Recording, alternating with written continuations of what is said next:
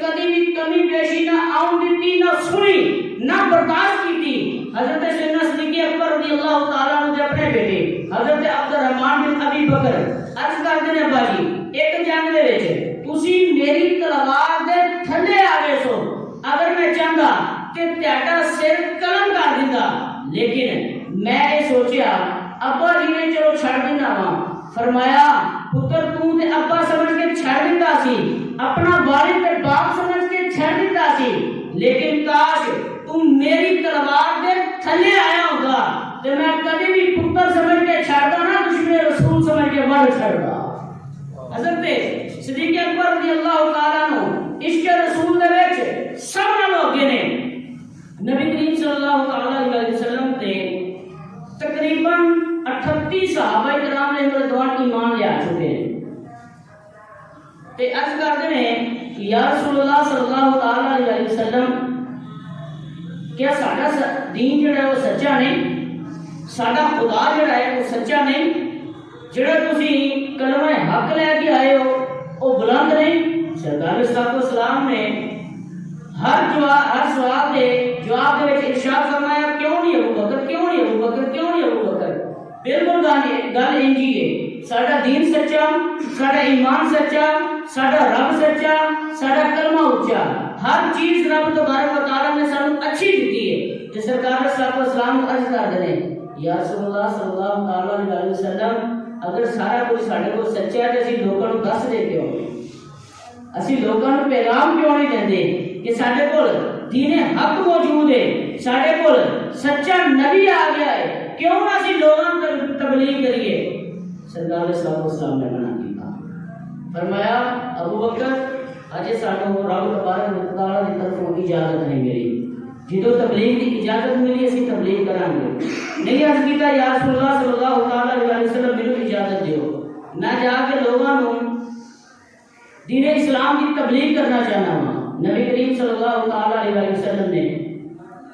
ارشاد فرمایا کہ ابھی تک اجازت نہیں آئی، لیکن بحث و تکرار کے بعد نبی کریم صلی اللہ تعالی علیہ وسلم نے اجازت مرحمت فرمائی۔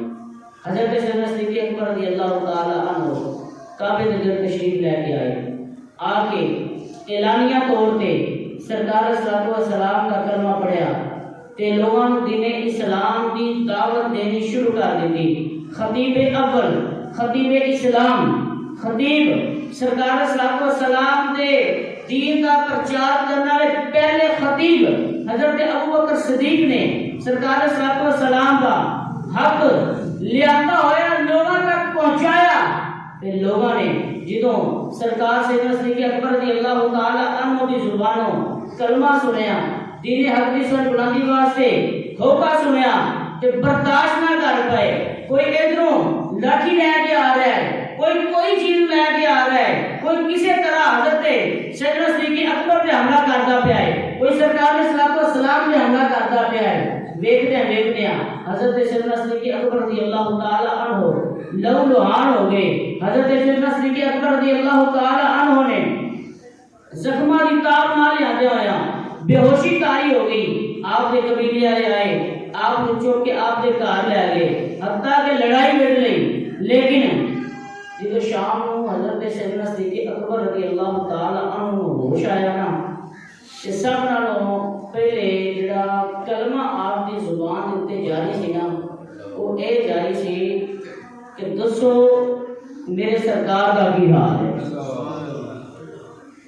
دسو جی میرے سونے محبوب کا کی حال ہے۔ جدو ایک کلمہ سنیا نا، جدو ایک کلام سنیا نا تے سارے قبیلے والے چھڑ کے ٹر کے صرف گھر دے کول رہ گئے۔ والدہ کھانا لے کے آتی ہے،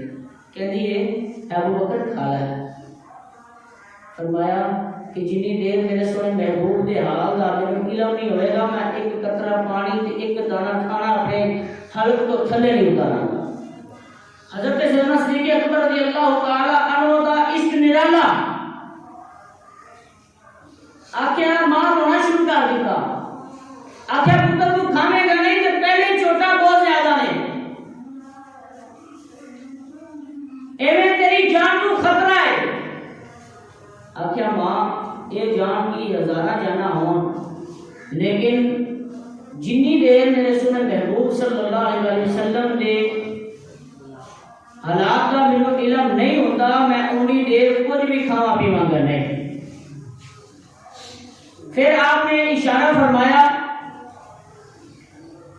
کہ جمیل وال جاؤ۔ جمیل رضی اللہ تعالی عنہ ایمان لے آ چکی سن، وہ حضرت عمر بن خطاب رضی اللہ تعالی عنہ دی ہمشیرہ سن۔ آپ دی والدہ اٹھدیاں نے کہ انہاں دے گھر جاندیاں نے، انہاں نوں جا کے پوچھدیاں دسو جی مسلمانوں دے نبی دا کی حال ہے، کیونکہ انہوں نے اپنا اسلام چھپایا ہوتا ہے تے وہ تھوڑا جہا منہ نو ہٹا کے کہندیاں نے کہ مینوں کی پتا مسلمانوں دے نبی دا کی حال ہے، تے ہاں تیرے پتر دا سنیا مینوں افسوس ہویا، تیرے بچے نال زیادتی ہوئی ہے، لوگوں نے ماریا ہے، اچھی گل نہیں، ظلم کیتا سو، جدوں کہیں ہے میں اوندا جا کے حال پوچھ لینی ہاں، لیکن مینوں نہیں علم ہے، اپنے اسلام کو چھپایا، آخیا کہ چلو میرے نال چلو۔ پھر ابو بکر کا تے حال ہے تو آن کے سیدنا صدیق اکبر رضی اللہ تعالیٰ عنہ دے کول آئے۔ جمیل نو